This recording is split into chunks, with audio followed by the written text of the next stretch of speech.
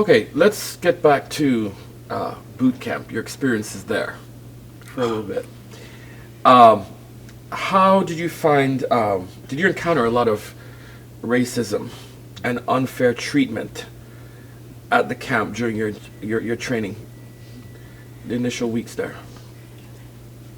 The training was very stressful Mm-hmm. and very discouraging in a sense because of the way they would administer the training procedure. And it was so much different and so more horrible on blacks than it was whites. And the conditions you had to train under. And then in the course of your training, you encounter so much bigotry and hate. And then once you get out of the training process and get your little 10-day leave and come back to the Marine Corps, and you still purchase your all blue uniform, you go home all hyped up and, Marine this and that. And then when you come back, and in my position, I was on the first group of young recruits that came out of boot camp and had your 10-day leave to be deployed overseas.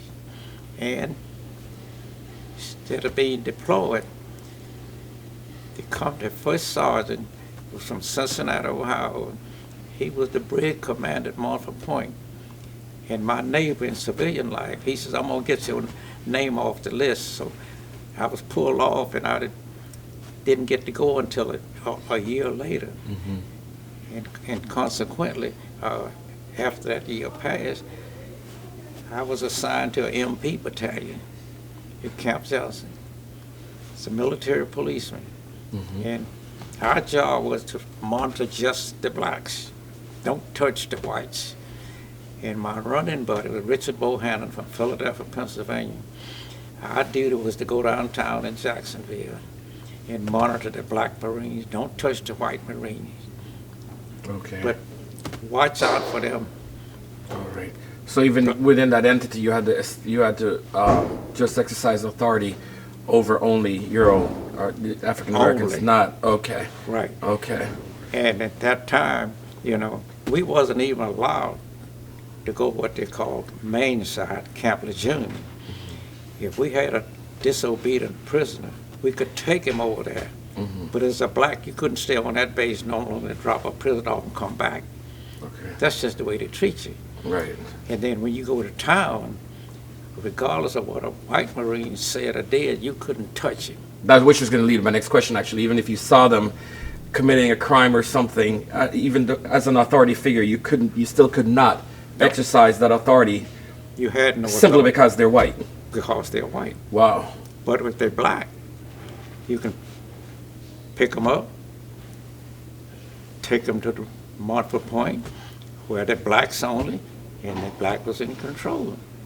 The only white officer you had was this company CO, and that company CO was in control of that base until even after I left in 1946, and I don't know what year did they relinquish that, but I know when the first black Afro-American graduated from Quantico with Lieutenant Frederick F.C. Branch, and I was there when he reported.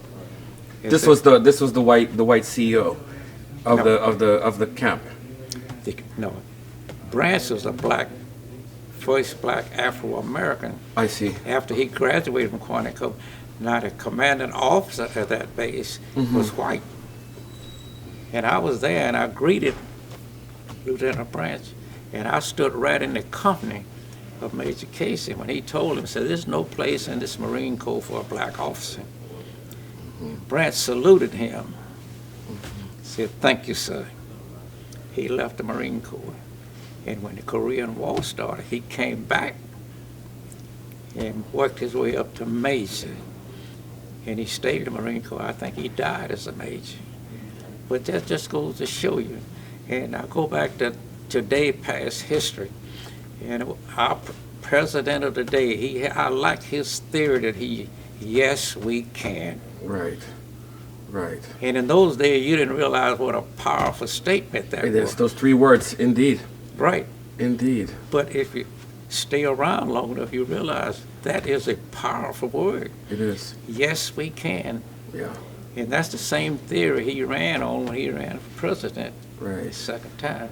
Right. And I had a many communication, he and Michelle, not halfway, personal invitation. And when he had his big party after he was reelected, he wrote me a personal letter and said, I apologize that you wasn't able to be there with the group. He said, but I thank you for all your support during my reelection. Now that says something Right. from the president. But you see, in a little small town where I live at, I mean, I have been able to overcome some very unusual circumstances in that town, Right. in Wallace, North Carolina. Right. That's my town now. You know why it's my town? Why is that? When I moved there 8 years ago, we had one black councilman.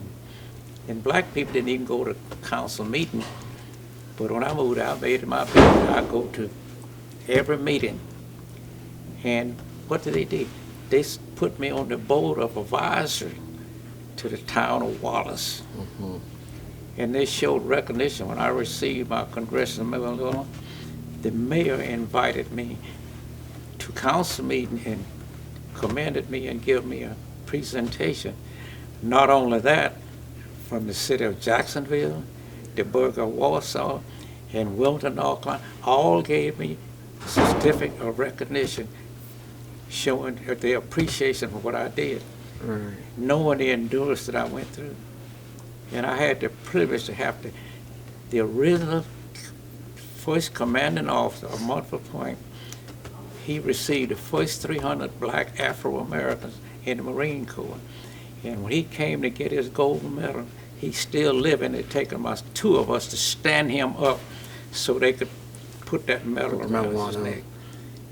And he Wow. said he was so proud that he was able to make Marines out of some of them, but out of dignity and respect. Right. I didn't challenge that because in my heart I knew what he was, what he did, and what he stood for. Right. And that hasn't changed Right. today. If you think it has changed, read your papers. Right. Of course. Of course. That's something that's earned. That's an honor that was definitely earned. We know that.